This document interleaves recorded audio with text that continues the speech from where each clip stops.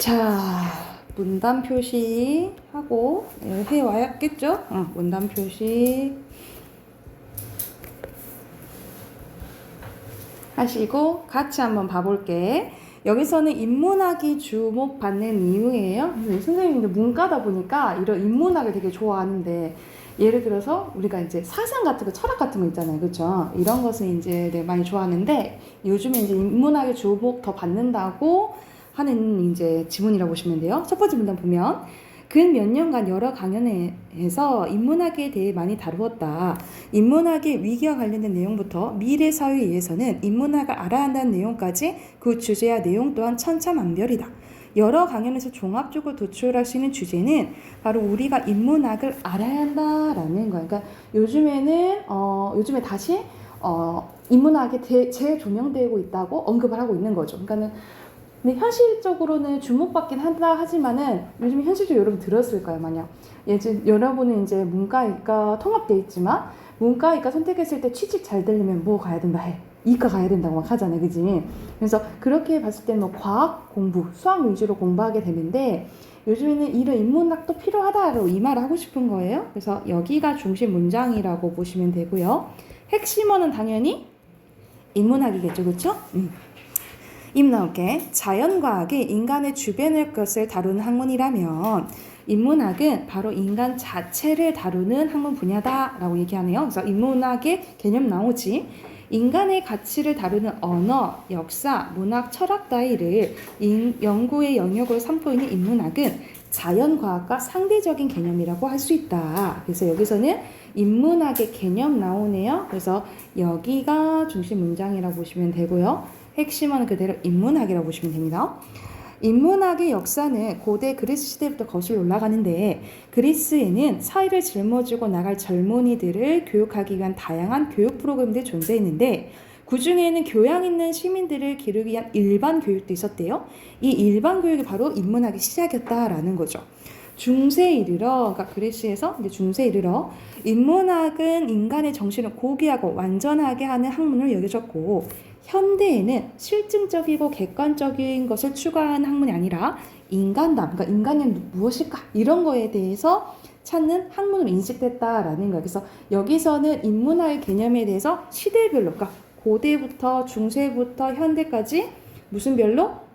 시대별로 이제 어떻게 이제 인식되는지 그거에 대해서 나왔다라고 보시면 돼요. 그래서 이건 인문학의 역사지, 그걸 포괄한 문장은 첫 번째 문장이라고 보시면 되고요. 핵심어는 인문학의 역사라고 보시면 됩니다. 보시면 되겠죠?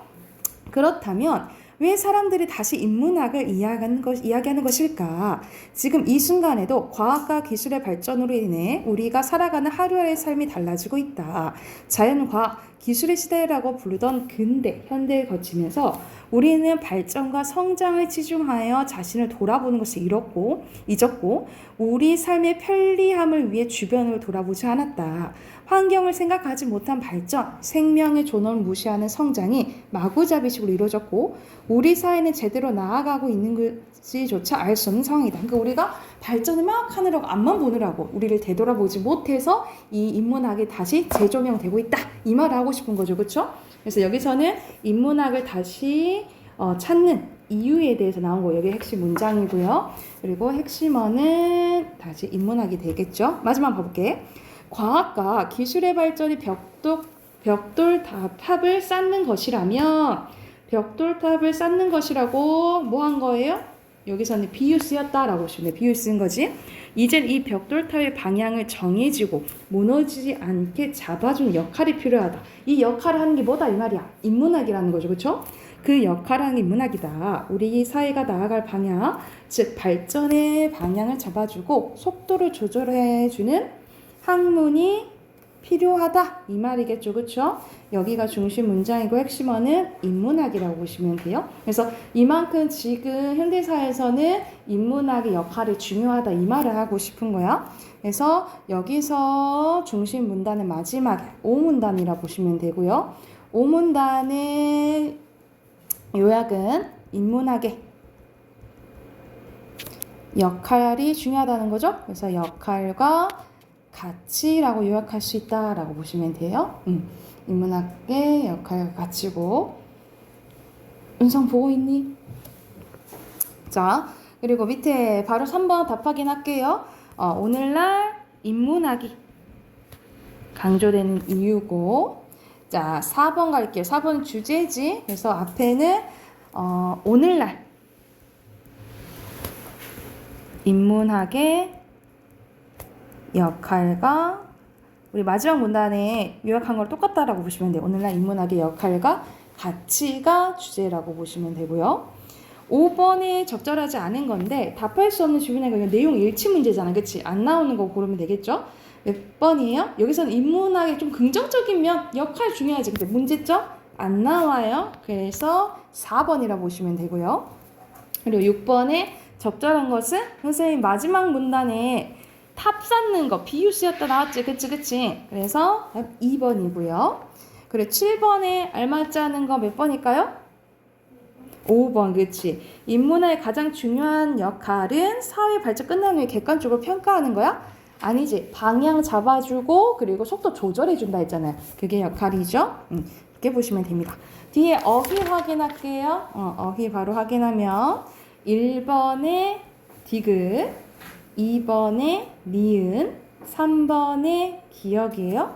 그리고 4번에 미음, 5번에 리을. 이거 6번에 2번, 7번에 1번, 8번에 2번, 그리고 9번에 출시, 그리고 10번에 병적, 11번에 천차만별, 그리고 12번에 원동력, 그리고 13번에 도출, 14번에 마구잡이, 15번에 객관적, 그리고 16번에 편견이에요. 이거 됐죠? 그리고 오늘은 19대2 할게요. 19대2는 선생님 먼저 문제 풀고 지문 같이 볼게요. 그래서 지금 1번부터 5번까지 풀어보자. 바로 풀어볼게요.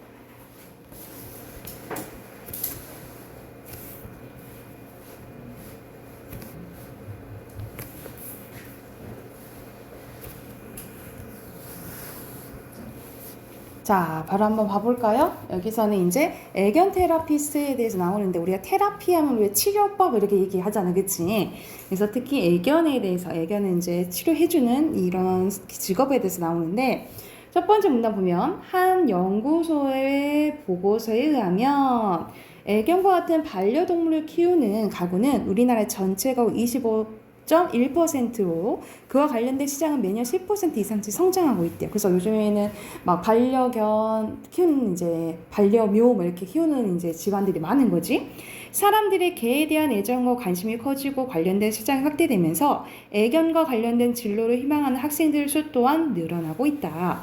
우리나라에서는 아직 생소한 직업이지만 외국에서는 애견과 관련된 직업으로 많은 사람을 선택하고 있는 직업이 있는데 그게 애견 테라피스트라는 거죠. 그래서 마지막이 중심 문장이고 핵심어는 애견 테라피스트라고 보시면 되겠죠. 그래서 중심 문장이나 핵심을 확인하시고 원래 개는 집안이 아니라 자연 속에서 자유롭게 생활하던 동물이었는데 하지만 아파트에 거주하는 사람들 늘어남에 따라서 집안에서 개를 키우는 경우가 늘어났다는 거야.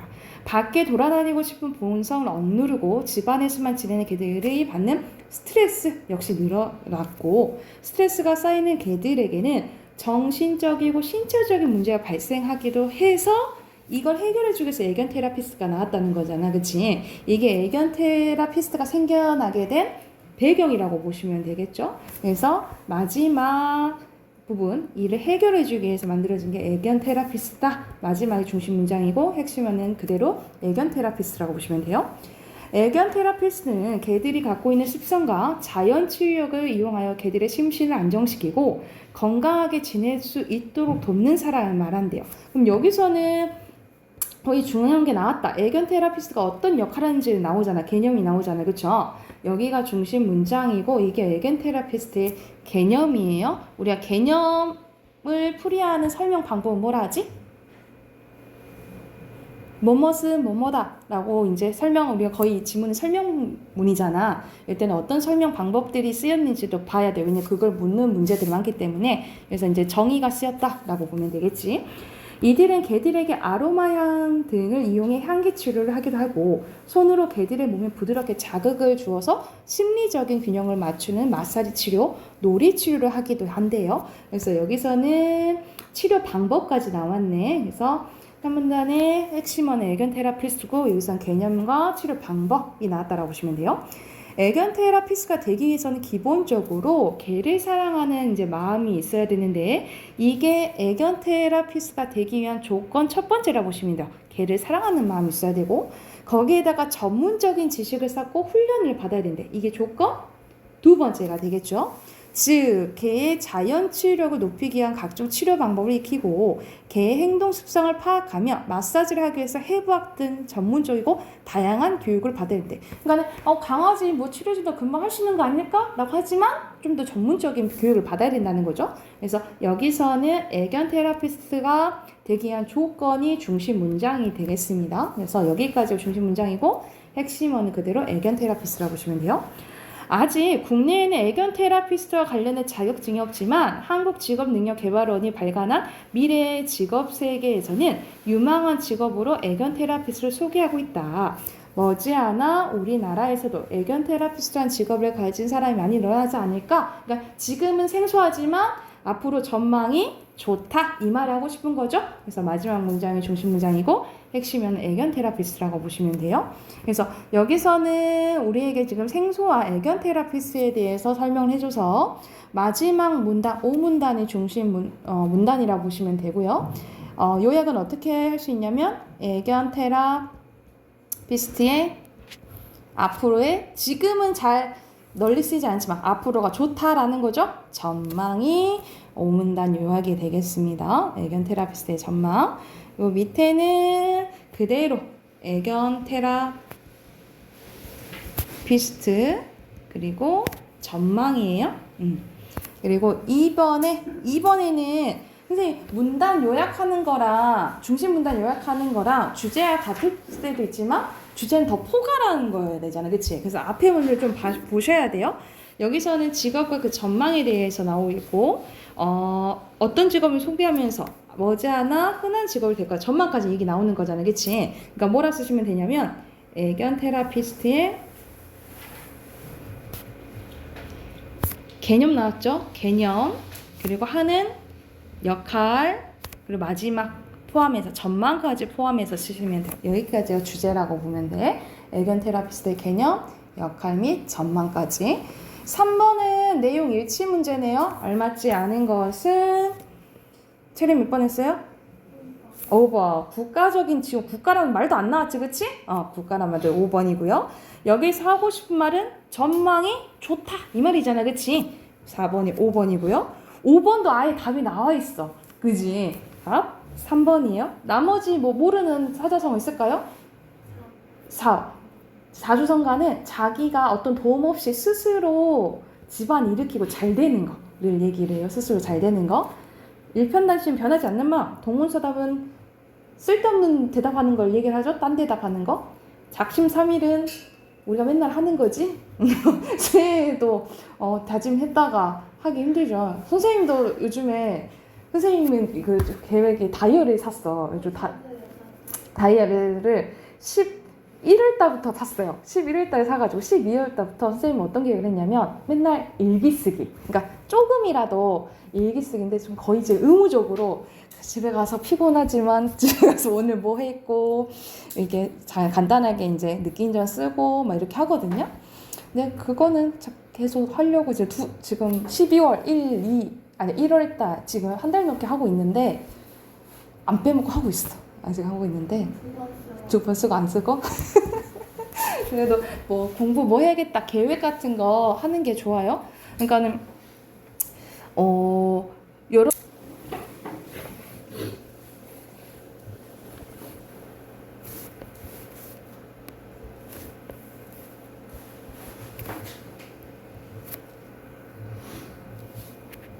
자 같이 봐봅시다.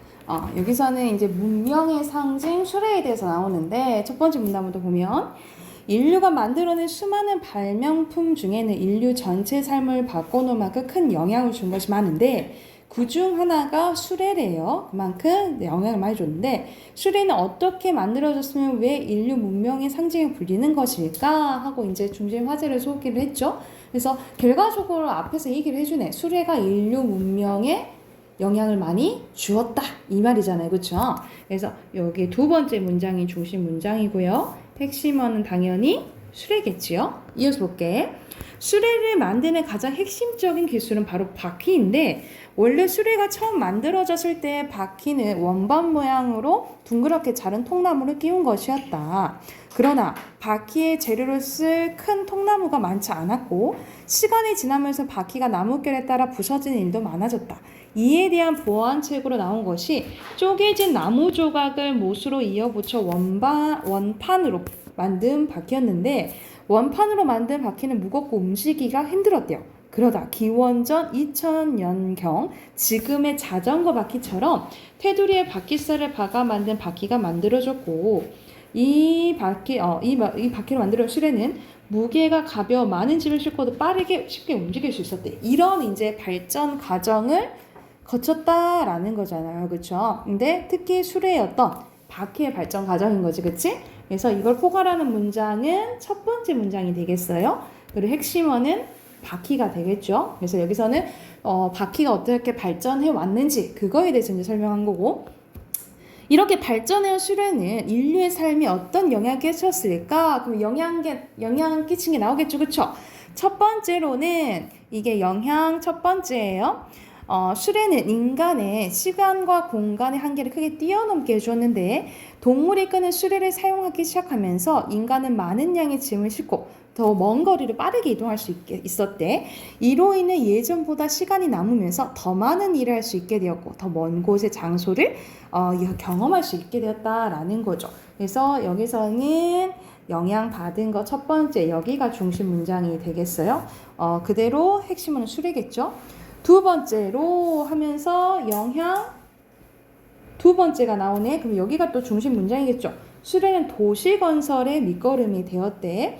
수레가 다니려면 반드시 필요한 것이 길인데 수레가 다닐 길을 만들고 그 길로 더 많은 수레를 다니면서 그 근처에는 교통의 요지이자 상업의 중심지가 생겨나게 되었대요. 이 지역은 나중에 도시로 발전하게 되었다라는 거죠.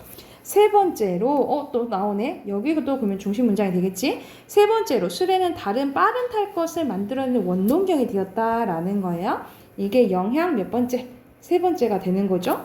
수레를 사용하게 된 인류는 좀 더 빠르고 많은 짐을 실을 수 있는 탈 것을 만들기 위해서 끊임없이 노력해왔다. 이에 따라서 자동차, 비행기가 이제 만들어졌다라는 거죠. 이처럼 요약하는 문장 나오네. 수레 덕분에 인류는 시간과 공간의 장애를 극복하고 문명을 더욱 발전시킬 수 있게 되었다. 이러한 점을 고려하면 진짜 수레는 인류 문명의 상징이 맞다. 이 말 하고 싶은 거잖아요. 그래서 여기가 요약하는 문장 중심 문장이고 핵심어는 그대로 수레가 되겠습니다. 여기 위에도 핵심어는 이제 수레가 되겠죠. 그래서 여기서는 뭐에 인류 문명 발전에 수레가 많은 영향을 주었다 이 말인 거잖아. 핵심어 중심 문단은 마지막 문단이고요. 선생님이 말한 것처럼 인류 문명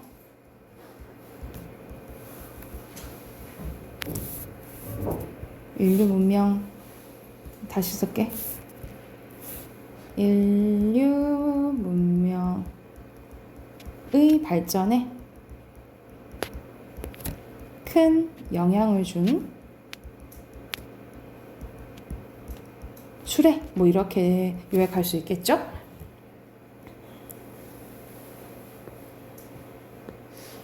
그래서 바로 밑에 빈칸 확인해 보면 문명이죠.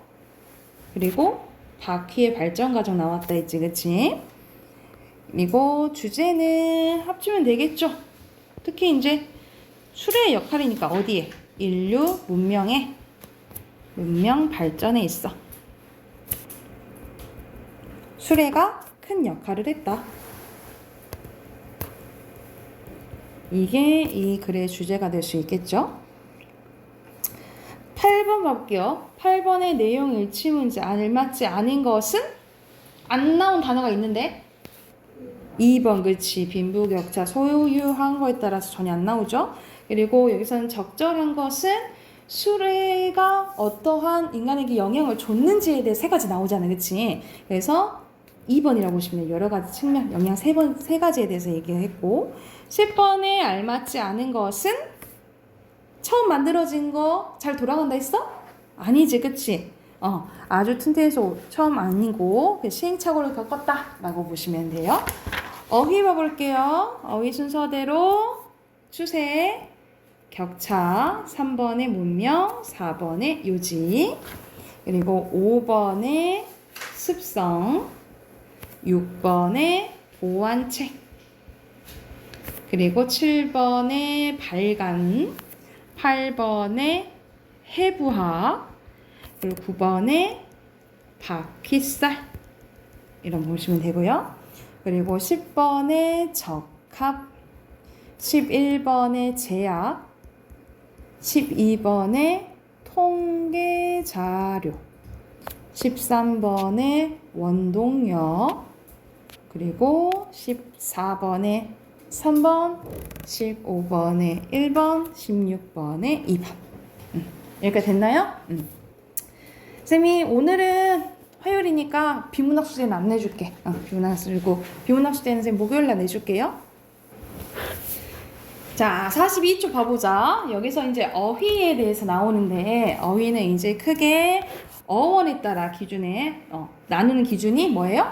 어원이에요. 어원에 따라서 어떻게 나눌 수 있냐면 고유어, 한자어, 외래어로 이렇게 나눌 수가 있어요. 먼저 고유어에 대한 개념부터 가보자. 고유어는 다른 나라에서 들어온 것이 아니라 조상들이 옛부터 써온 단어들이에요. 그래서 같은 말로 뭐라고 보시면 되냐면 순 우리말이라고 보시면 되겠죠. 순 우리말은 이제 고유어라고 하는데 특징만 보자. 특징. 일상생활에서 자주 쓰이는 기본어휘가 많고, 그러니까 일상생활에서 쓰이는 게 많고, 우리 민족 고유의 문화나 정서를 효과적으로 표현할 수가 있어요. 그리고 한자어에 비해 쉽고 정답고요. 감정이나 정서, 감각을 다양하게 표현할 수 있어요. 그러니까 예를 들어서 한자어의 황새고 우리 영어는 옐로우잖아, 그치? 그런데 우리는 노랗다, 노르스름하다, 누렇다, 누르티티하다 뭐 이런 식으로 다양하게 표현할 수가 있다 이 말이야. 그리고 말 그 씀에 따라서 느낌이 다르잖아요, 그쵸? 이게 고유어의 특징이라고 보시면 돼요. 그에 반해 한자어 봐볼게. 한자어는 중국의 한자를 기초로 만들어진 거예요. 그래서 우리나라 말 중에 한자가 가장 많다라고 보시면 됩니다. 그러니까 우리 한자 우리가 말은 있었는데 뭐가 없었어? 글자가 없었잖아. 글자는 우리가 1443년에 만들어져서 46년에 반포돼서 그 전에는 뭘 썼어? 한자를 빌려 썼었잖아요. 오랫동안 한자를 빌려 썼기 때문에 한자어가 거의 우리말의 절반을 넘게 차지한다라고 보면 돼요. 그에 반해 이제 고유어는 거의 예전에는 30%, 외래어가 20% 이랬는데 요즘에는 뭐가 많아졌어? 외래어가 점점 많아지고 있다. 이렇게 보면 돼. 한자어의 특징 봐볼게요. 우리말, 거기에서 나오죠? 우리말 어휘의 절반 이상을 차지하고요. 그러니까 예전에는 그 60, 70% 봤는데 요즘에 이제 절반 정도 쓰인다라고 보면 되고, 개념을 나타내거나 추상적인 의미를 나타내는 단어가 많습니다. 여러분, 추상적인 게 뭐야? 의미가 뭐야? 그렇지, 형태가 눈에 보이지 않는 개념이라 보시면 되겠죠? 뭐 예를 들어서 우리가 사람 눈에 보이나? 안 보이지. 예를 들어서 감정 같은 거, 분노 뭐 이런 것들 안 보이는 거예요. 이런 추상적인 감정의 의미라고 보시면 돼요. 이런 단어가 많고 중국이나 일본에 들어온 말도 있지만 특이하게도 우리 민족이 만들어낸 말도 있대요. 대표적인 간기, 편지 이런 우리말 이제라고 보시면 우리가 만든 거라고 보시면 되고 여기서 고유어랑 많이 비교를 하는데 이 부분 알아두세요. 고유어에 비해 좀 더 정확하고 분화된 의미를 가지고 있어요. 더 나뉘어진다 이 말이야. 그래서 어떤 역할을 해요? 고유어를 보완해주는 역할을 한다라고 보시면 됩니다. 그러니까 우리 고유어는 대표적으로 그냥 하나 고치다라는 건데 이와 관련된 더 분화된 의미로 수리하다, 수정하다, 수선하다, 치료하다 더 나뉘어진다 이 말이야. 그래서 한자어로 바꿨으면 좀 더 정확한 의미를 전달할 수 있다라고 보시면 돼요. 그러니까 우리는 수리하다, 그러니까 예를 들어서 차를 수리하다 얘기하잖아. 우리 그 어떻게 순우리말로 차를 고치다 이렇게 얘기하기도 하잖아요. 그래서 좀 더 한자어가 분화된 의미를 지니고 있다라고 기억을 하시면 되겠죠. 자, 외래어 봐볼게요. 외래어는 다른 나라에서 들어온 말이지만 우리말처럼 쓰이는 단어예요.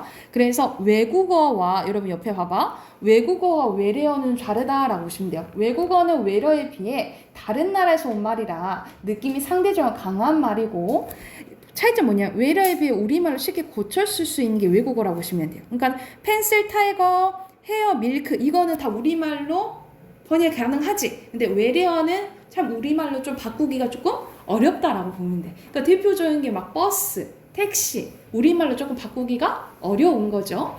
그래서 특징 봐볼게. 다른 나라에서 새로운 문물이 들어오면서 그것을 가리키는 말과 함께 들어온 게 많고요. 예를 들어서 인터넷, 컴퓨터, 외국에서 이렇게 들어온 거네, 그치? 이런 거라고 보면 되고, 대표적으로, 그리고 빵 같은 거, 빵 있잖아요. 빵은 우리가 지금 고유의 음식은 떡이잖아, 그치?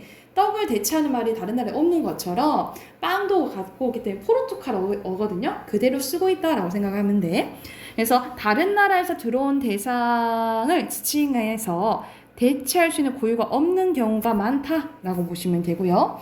그리고 세 번째, 상당히 우리말처럼 느껴져서 다른 나라 말이라는 걸 쉽게 느낄 수 없는 경우. 특히 이걸 어렸을 때부터 여러분이 받아들여 왔잖아요. 그치? 그래서 조금 더 어려워하는 것 같아요. 그러니까 선생님은 좀 어렸을 때는 한자를 많이 배웠는데 막 초등학교 때도 막 한자를 많이 배워서 한자랑 고유어가 그래도 조금 구별이 됐고 그때 당시에 지금은 한자학원 한문학원이 별로 없는데 어렸을 때 선생님은 한자하고 한문학원이 되게 많았거든요. 그래서 한자 막 급수 따는 거 있잖아. 뭐 예를 들어 애들 막 5급, 막 4급 이렇게 따서 뭐 그런 경우가 많았는데 요즘에는 한자 공부를 별로 이제 안 시키고 오히려 막 스마트하게 컴퓨터 많이 배우고 그러잖아요. 그래서 이게 조금 시대의 변화에 따라 좀 달라지는 것 같아요. 그래서 외래어가 요즘에는 많아서 구별하기 어렵다라고 보시면 되고 우리말의 부족한 어휘를 보완해서 우리 언어 생활을 풍부하게 해준다라고 보시면 되고요. 근데 보완하긴 해. 근데 너무 무분별하게 쓰면 오히려 우리말이 없어지겠죠, 그죠? 그래서 우리말의 정체성 흔들릴 수 있으니까 대부분 많이 쓰는 건 지양해야 된다. 많이 쓰는 건 지양해야 된다라고 보면 돼요. 여기까지가 오늘 잠깐 배운 내용이고 고유어 한자 외래어에 대한 문제가 바로 옆에 있거든요. 43쪽부터 45쪽까지 풀고 답 확인할게요. 바로 지금 풀어봅시다. 답 확인해 봅시다. 여기서는 고유어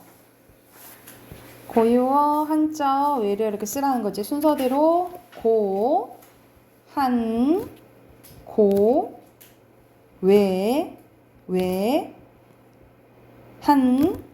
한이죠. 혹시 답 이상하면 얘기하세요. 그리고 순서대로 이렇게 되겠고요.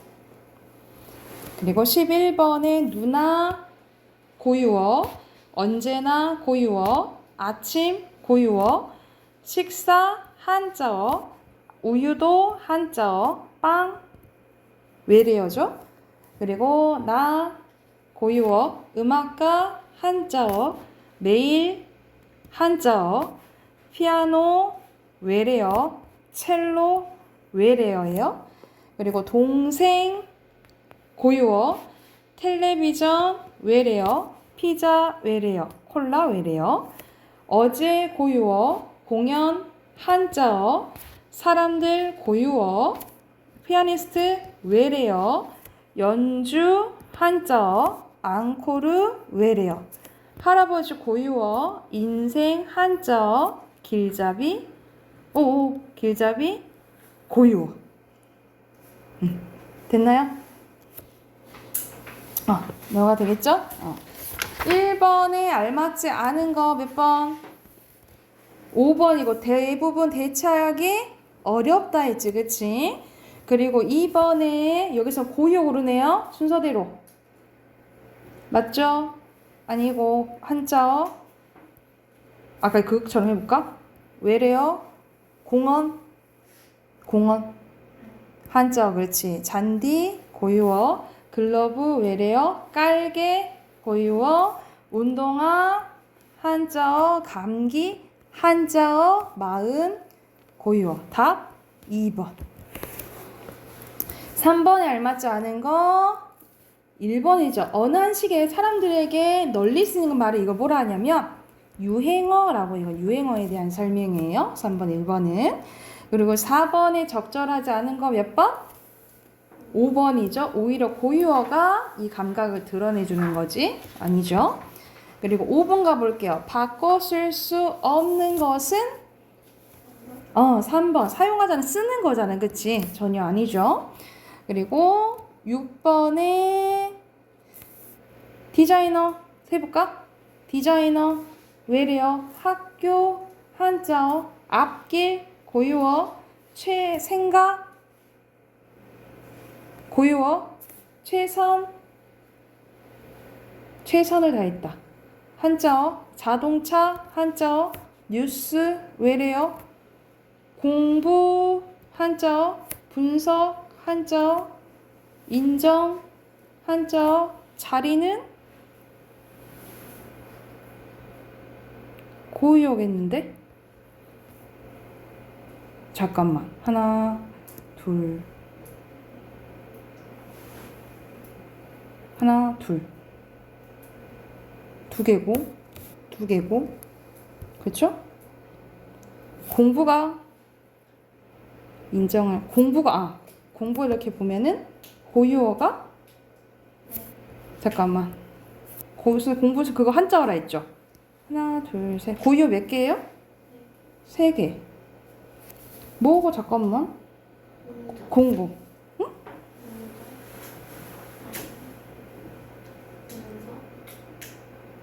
가장체. 공부. 공부. 하나, 둘, 셋. 4개 해야 되는데? 공부가 그대로 보시면 돼요. 그러면 2번이에요. 2번이에요. 굉장히 순간에 이거 공부 헷갈렸다. 하나, 둘, 셋, 넷. 오케이. 그리고 7번에 바르게 연결된 거 몇 번 했어요?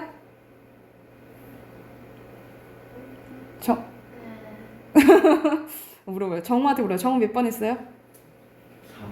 4번? 4번? 망토팀은 틀려요.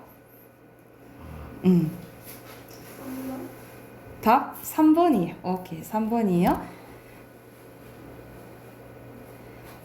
5번은 뭐 때문에 틀릴까? 한자어. 연생이 맞았어요? 아니 저 아까 다 하는 줄 알고 되게 다못 풀었어요. 또 진짜 마지막 점 못 풀었어? 아니 두 문제. 두 문제? 이런, 나 다 푼 줄 알았잖아. 가만히 있길래 푼 줄 알았네. 아 예, 잠깐. 너 왜 자꾸 딴 생각을 하는 거? 어디 세상 갔다 온 거니? 아니, 딴 생각도 안 하고 그냥 멍 때렸어? 이런. 저도 모르고. 자, 외래어끼리 묶은 거 5번입니다. 맞았어요? 헷갈린 거 없었어요? 오케이. 그 다음 거 해볼게요. 자, 어휘의 양상 봐볼게. 분류 기준. 자, 분류 기준은 한 언어에서 사용 지역 또는 사회 계층에 따라 분화된 말의 체계를 방언이라 하고, 이 방언은 크게 두 가지로 나뉘어집니다. 지역 방언과 사회 방언으로 이렇게 나뉘어져요. 자, 지역 방언부터 봐볼게. 지역 방언은 지리적으로 격리되어서 오랜 시간 흐르면서 지역에 따라 달라진 말로, 같은 말로 우리가 사투리라고 하죠. 그치? 사투리라고 해서 여기서는 우리가 알고 있는 잠자리를 엄청 선생님들 막 처음 듣는 게 많이 나와. 뭐 부젠제리, 장자리, 간진자리, 밤부리, 오다리, 찰레기, 잠재, 곰부리, 깽자리, 이거가 다 잠자리 뭐래요? 사투리라고 보시면 돼요.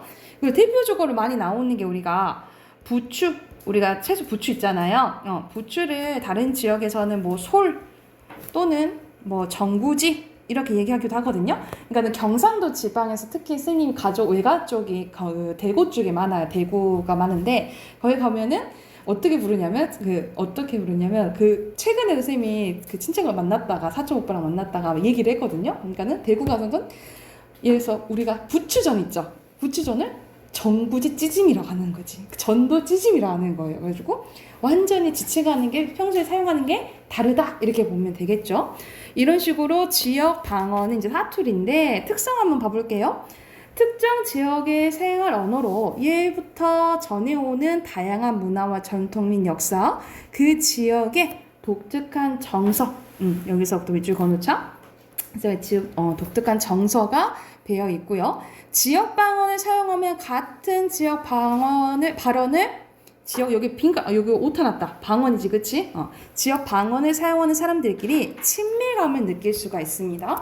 그러니까는 우리는 강수 사람들은 사투리 잘 안 쓴다 하잖아. 그런데 되게 억양이 있죠, 그치? 그런 억양 들으면 되게 반가운 거지. 이런 친밀감 느낄 수 있고, 지역민의 정서나 감정을 풍부하게 전달할 수 있어요. 그러니까 지역 방언을 사용하면 표준어로만 사용할 수 있는 그 지역민의 정서를 나타낼 수 있다는 거죠. 그러니까 대표적으로 우리가 많이 이런 거 표준어지만 허벌나게 이런 거는 그 우리만의 그 느낌이 있잖아요. 그런 정서를 표현할 수 있다라고 보시면 되고요. 지역 방언은 옛말의 모습이 많이 남아 있어서 국어의 역사 연구에 도움이 된다라고 보시면 돼요. 그리고 해당 지역 방언을 모르는 타 지역의 사람들께는 이거는 조금 안 좋은 점이지 거리감을 줄 수 있다. 거리감과 또는 잘 못 알아먹잖아. 약간 소외감도 느낄 수 있다. 이렇게 보시면 되겠죠. 그러니까 우리가 강원도나 또 특히 가장 알아먹기 힘든 게 제주 사투리잖아요. 제주도. 그런 데는 뭐야 하고 소통이 안 되는 느낌을 줄 수 있다라고 보시면 돼요. 그리고 사회방언입니다. 사회방언은 연령, 성별, 사회 집단과 같은 사회적 요인에 따라 달라진 거라고 보시면 돼요. 그래서 뭐 간지나다, 땅본, 주, 캔서, 어레스트 이런 게 대표적인 건데 이 종류는 뭐가 있냐면 옆에 예시로 가볼게요. 대표적으로 전문어 그리고 은어 플러스로 써야 되는 게 아까 전에 널리 쓰이는 게 어떠한 시기에 널리 쓰인 걸 유행어라고 했지, 그치? 그래서 대표적인 게 사회 방언의 세 가지 전문어, 은어, 유행어 이렇게 생각하면 돼요.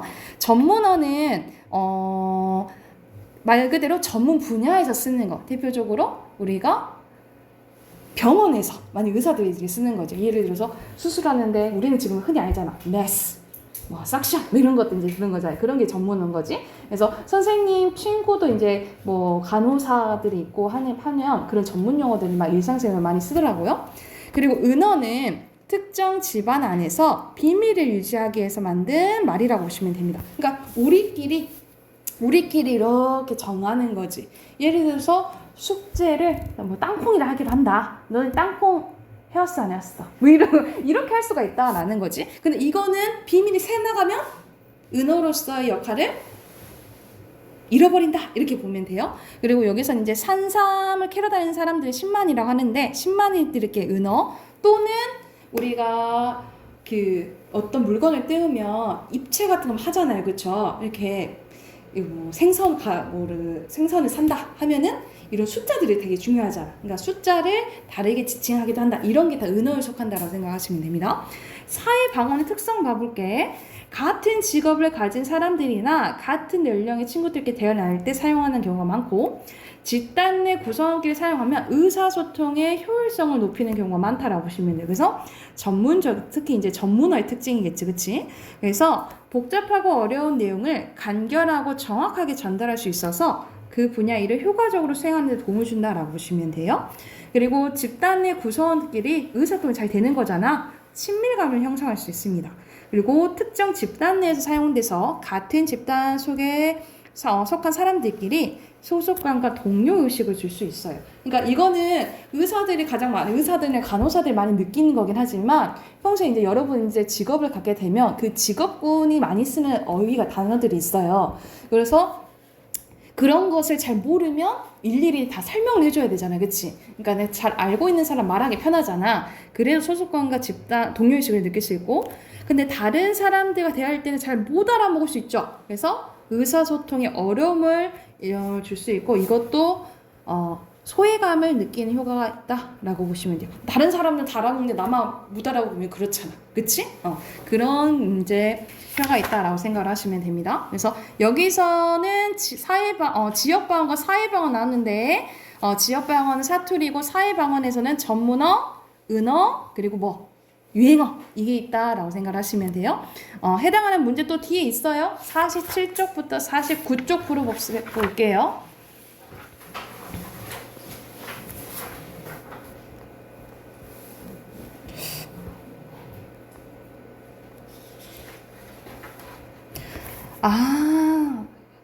여러분 잠깐만 아까 전에 이거 있잖아. 이거 선생님 이상하다 생각했거든? 이거 잠깐만 다시 볼게요. 선생님 공부 이게 보면 선생님 이거 다시 선생님 이거를 빼먹었어. 다시 처음부터 보면 꿈 안 했죠? 꿈 고유어고 한자어 이거 디자인은 외래어고 학교 한자어 앞길 고유어 생각 고유어 최선 가장 최자니까 이거 한자어 자동차 한자어 그리고 뉴스 외래어 공부 한자어인데 한자어 분석 한자어 인정 한자어 자리 고유어 하면은 고유어 하나 둘 셋 네 개 맞죠? 한자어 하나 둘 셋 넷 다 6개 맞죠? 그치? 그래서 2번이에요. 선생님 꿈 빼먹어서 이거 헷갈려가지고 왜 아닌데 했네. 이거 수정하세요.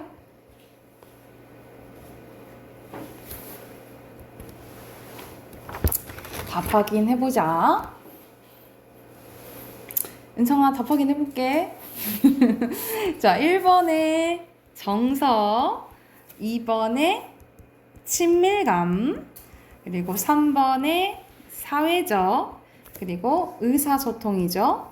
그리고 여기서는 지역이면 지, 사회방언이면 사, 둘 다 아니면 지사 이렇게 써야 되잖아. 순서대로 지, 두 번째는 지사, 지사, 그리고 마지막에 사예요. 그리고 여기서는 밑에는 순서대로 X, O, O예요. 그 다음 1번의 지역방언 사투리로 설명은 5번 2번에 여기서는 말이 잘 통하지 그치? 5번이고요 친근감 그리고 3번에 적절하지 않은 거 5번이에요. 지역방언은 비공식적인 상황에서 해야 돼요. 공식적인 상황에서는 뭘 사용해야 돼? 표준어 사용해야 된다라고 보시면 돼요. 그리고 4번에 알맞은 거 4번 그리고 5번에 전문어죠? 5번 그리고 6번에 알맞은 것은 3번입니다. 이해가 됐나요? 여기 숙제 한번 해오자. 뒤에 여기 단원이 어휘에 대한 끝났거든요. 품사랑 어휘 문제 30번까지 57쪽까지 풀어오세요. 57쪽까지 끝까지 풀어오시면 될 것 같아요.